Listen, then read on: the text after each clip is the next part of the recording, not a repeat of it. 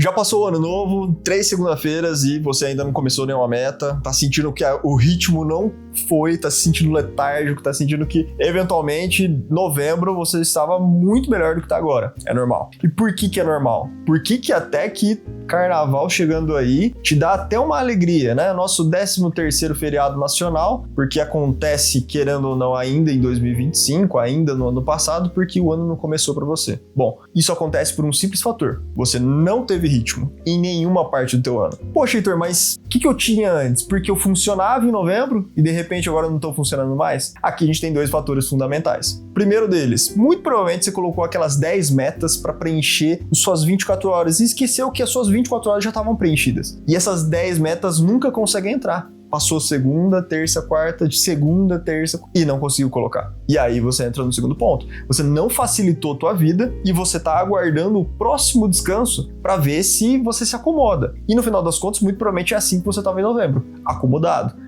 Porque não é como se você estava feliz da vida com a tua rotina, mas você entendeu o que cabia de frustração, apertou dentro da tua rotina e colocou muito mais facilmente o que você colocou nas metas agora. Como que fazer diferente? Bom, meta, a gente já conversou anteriormente, você tem que trazer facilidades e pro ritmo é a mesma coisa. Só que no ritmo, a gente tá falando de algo que precisa ser fluido. E muitas vezes os ritmos as rotinas são intrucadas, né? Então, ao invés de você realizar uma ação coerente, A, B, C, D, E, F, G, não. Você vai do A pro D, volta pro B, vai pro Z. E entendo que nem todo mundo tem essa liberdade de rotina. Agora, dentro do que te cabe, é fundamental que você faça o melhor possível para você mesmo. Vamos lá, um exemplo simples. Se você coloca a tua leitura pro final da noite, pode ser muito bom, relaxante. Já pontuei isso aqui anteriormente. Pode ser até uma maneira de você desligar um pouquinho e dormir. Mas veja, para ler em si não é bom. Para ler, muito provavelmente você vai ler a mesma página durante uma semana e vai dropar o livro, não vai continuar. E como que fica a questão da meta de ler 10 livros no mês, no ano? Acaba que você não conclui. E aí entra a frustração. Por mais que aquela ferramenta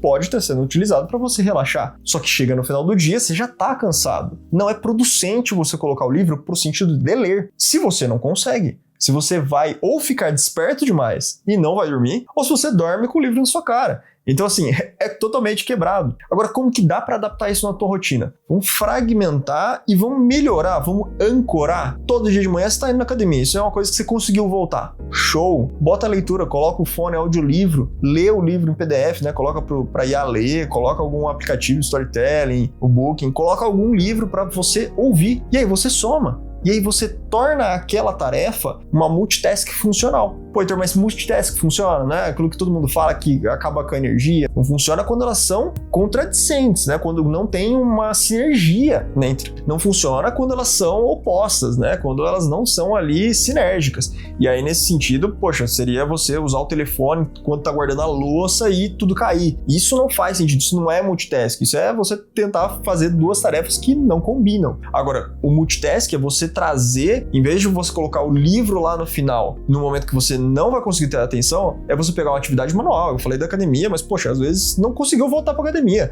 Tá lavando louça, tá limpando a casa. E aí você tem dupla ação de contingência. Por quê? O primeiro ponto é, eu queria ler mais, logo coloquei um horário possível para ler mais, de uma forma possível de ler mais. Reforço positivo, estou conseguindo avançar nessa meta. Sinto bem em alcançar essa meta. Segundo ponto, estou fazendo algo que é fundamental para a minha manutenção. Ou seja, limpar a casa, lavar a louça, se você conseguir ir para academia, você somou. E são atividades que, enquanto você está limpando a tua casa, quando você está fazendo alguma coisa desse tipo manual, não é como se você estivesse raciocinando muito, como se você precisasse prestar atenção. É quase como se você prestasse atenção para andar. Se você vai para o trabalho andando, coloca uma música, coloca um audiolivro com muita atenção, né? Mas nesse sentido, porque às vezes você tá colocando tarefas que são intrucadas. No momento que você, ao invés de colocar o audiolivro para ouvir no caminho do trabalho, seja de condução, seja no carro, seja em um momento que você tem esse ócio dessa atenção, você coloca no momento que você tá almoçando e aí tem muitas pessoas ao seu redor, você tá no refeitório, você tá no outro ambiente, ou seja, você tá atrapalhando esse processo e está se frustrando no caminho dele. Então, quando você quer imprimir ritmo, você tem que primeiro facilitar. Em vez de ler o livro inteiro. Não, vou ouvir uma página por dia, no momento que eu tô desperto, numa ocasião que seja sinérgica com o que eu tô querendo. E o segundo ponto é você favorecer justamente o dominó de atividades. Poxa, se você vai realizar uma atividade que tenha sentido lógico com a segunda, faça. Por quê? Porque toda mudança de projeto, vamos colocar assim, projeto, toda atividade que você for realizar, então eu vou mexer no celular, eu vou ligar para alguém, eu vou mandar uma mensagem, são todas as atividades que estão sinérgicas dentro do projeto que elas se comprometeram. Agora, mandar uma mensagem para alguém e ao mesmo tempo falar com outra pessoa são atividades que, por mais que estão falando de comunicação, estão em dois projetos diferentes. E aí acaba que, muito provavelmente, você esquece de fazer alguma coisa, esquece de digitar outra, esquece de falar, esquece de pedir. Então, traz isso pro teu lado. E outra, gasta muito mais energia. Se você, ao invés de realizar tarefas que são congruentes, que são ali uma atrás da outra, certinho, um fluxo, você quebra esse fluxo, você vai gastar mais energia, porque o teu cérebro ele vai ter que mudar. Eu tô num caminho aqui numa rodovia e de repente, não, tem que ir lá para Goiás, não é para Mato Grosso, não, eu tenho que virar de uma hora, entendeu? E aí acaba que, no final das contas, você gasta esse tempo, esse desperdício de tempo e ATP para atividades. Ou seja, às vezes você vai falar para mim, Heitor, eu não tenho tempo, eu tô com uma rotina. E quando você traz esse fluxo, você se sente menos cansado, porque você está fazendo atividades que fazem sentido uma com a outra e você está, querendo ou não, gastando menos energia. No ritmo ali de ouvir o audiolivro e tá limpando a casa, lavando louça, colocando a roupa na máquina, é tudo num caminho, num fluxo só. Tudo atividade relacionada. Então exige que você pense menos, literalmente, do que você parar, lavou a louça, parou, em vez de passar o pano, não. Eu vou aqui estudar matemática, depois vai voltar para lavar a louça. Não faz sentido. Não tem essa base. Quando você interrompe, tem um livro que aborda muito isso, que é o Scrum, né, que o pessoal da programação tá careca de saber, que é sobre fluxo de projetos. Quando você tem uma equipe, você já não tem 100%. Porque ainda tem várias coisas que vão estressar essa equipe para além daquele projeto. Quando você divide a equipe em 2 projetos, você não tem 50-50, já não tinha 100. E aí você divide mais ainda, você tem desperdícios. Só que isso também acontece conosco no individual. Então, quando você reduz o teu desperdício, você reduz a quantidade de tempo que você fica ocioso. Somando isso com o controle de redes sociais, de eventos dopaminérgicos, você vai ver que você vai ter muito mais tempo na tua vida do que você acha que você está tendo. E o carnaval?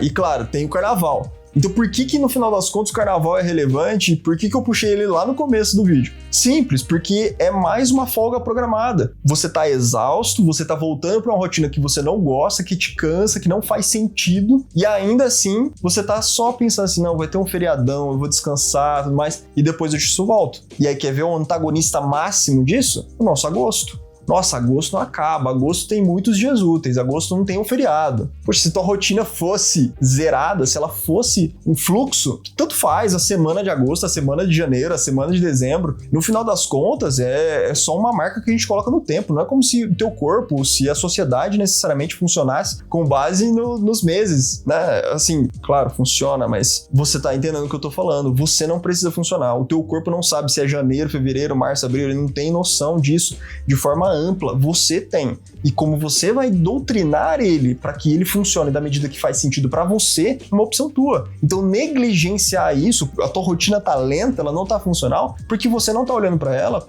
como deveria. Então a tua rotina tem que funcionar de acordo com um calendário que faz sentido para você, para tua vida, e não com qualquer outro feriado que exista por aí. Por isso que é fundamental você manter tua rotina até de final de semana. É independente do carnaval, por isso que é fundamental você manter sua rotina até mesmo de final de semana. Porque não importa se começou ou terminou o carnaval, não é isso que vai definir a tua vida. Você tem que ter um calendário que faça sentido pra você e não depender se é carnaval ou não, se vai ter feriado. O que faz sentido pra você deve ser constante, inclusive no final de semana. Porque aí quem dita as regras da tua vida não é um calendário qualquer de festas ou de tudo mais. É você.